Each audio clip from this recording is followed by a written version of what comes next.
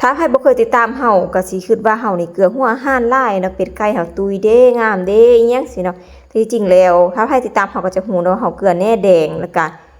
ต้นกล้วยน่ะต้นกล้วยที่พันออกปีออกเป็นม้าขนาดเนาะแต่ว่าจะบ่ได้เอาแต่ยวกๆหั่นเนาะเอาหมดต้นไปเลยผักบงจะบ่ได้กินเด้อเนาะภายใน 2-3 มื้อนี้เพราะว่าน้ำท่วมน้ำท่วมสวนน้ำมาก็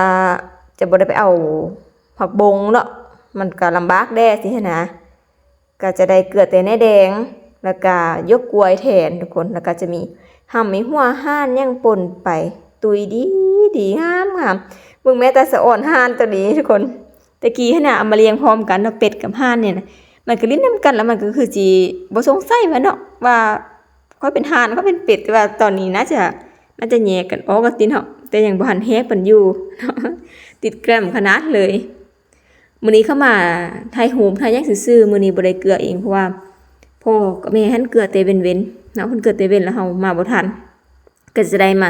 ซอยยกกล้วยไว้เนาะตัวนี้จะเป็นแบบมันกินหลายเด้อทุกคนเนาะกินหลายเด้ก็จะซอยไว้มื้ออื่นก็เกลือเลยสินะแบบเฮ็ดไว้เพื่อว่าเวลาเฮามีเวียกมีหยังเฮาจะเกลือยามใดเฮาก็ได้เกลืออหยังประมาณนี้สินะทุกคนแบบบ่ได้ฟาวว่าซะแต่ว่าต้องมีสต๊อกไว้ตักในแดงก็โอ้จังแม่นมันทุกคนเนาะสะอ่อนมันแท้มันว่าถ้าว่าอันปลูกหลายๆแท้ๆให้อันเป็ดเป็นอาหารหวานไก่เป็นอาหารหวานก็คือสิมักหลายทุกคนแบบว่าบ่เลือกสาวสวยแรงบ่เลือกเวลาเกลือน่ะเนาะแบบเอาให้เลยบุฟเฟ่เป็นอาหารหวานเลยว่าซั่นเด้แต่ว่าถ้าว่าพันธุ์ไข่อันนี้ซะได้ยินมาเนาะถ้าบำรุงมันหลายๆเกินไปหันมันจะบ่ค่อยไข่ว่าไข่มันหลายว่าซั่นเด้เนาะอันนี้ก็จะถามจากประสบการณ์ผู้ที่เคยเลี้ยงเป็ดไข่ได้เด้อว่ามันเป็นจังใดเนาะก็คักอยู่ทุกคนเนาะตาสะอ่อนยำค่ายสะอ่อนยำเกลือแต่เมื่อยตอนใดเมื่อยตอนซอยยกกล้วยเนาะตักแน่นี่สิวๆบ่เท่าใดทุกคน